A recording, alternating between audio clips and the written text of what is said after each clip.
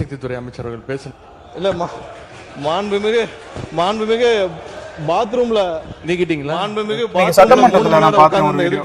எதிர்கட்சி தலைவர் வந்து ஒரு சங்கி அமைச்சர் சொன்னாரு 3 மணி நேரமா பாத்ரூம்ல இருந்தாரு அப்படின்னு. சரி, நான் கேக்குறேன், அவர் 3 மணி நேரம் பாத்ரூம்ல இருந்தாலும் சொல்றீங்கல்ல, கரூர் சம்பவத்துல ஓடுனீங்கல்ல, உங்க லாட்டரி டிக்கெட் அமைச்சரு, பிளாக்ல டிக்கெட் வித்த அமைச்சரு, அதாவது அமைச்சர்னா இப்ப அமைச்சர், பிளாக்ல டிக்கெட் வித்த அமைச்சரு, அதாவது நீங்க சங்கி அமைச்சர் ஆகிய நீங்க, அப்புறம் உங்களுடைய தலைவர் ஏர்போர்ட்ல ஓடினார்ல ஓட்டம், அது இந்தியா முழுவதும் பார்த்தாங்க அது, சரிங்களா?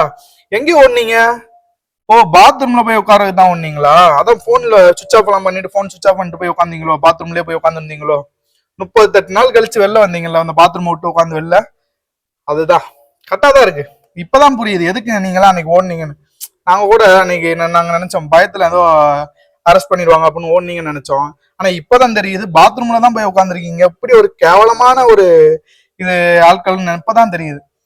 ஆனா மிகப்பெரிய தலைவர்கள் அந்த ஒரு சட்டசபையில் அத கோமாளி கூட்டத்துல இந்த மக்கள் ஓட்டு போட்டு கொடுத்து, இன்னைக்கு அந்த கோமாளி கூட்டம் என்ன பண்ணும், கோமாளி கையில கொடுத்தா என்ன பண்ணுவான், அததான் இன்னைக்கு நீங்க பண்ணிக்கிட்டு இருக்கீங்க.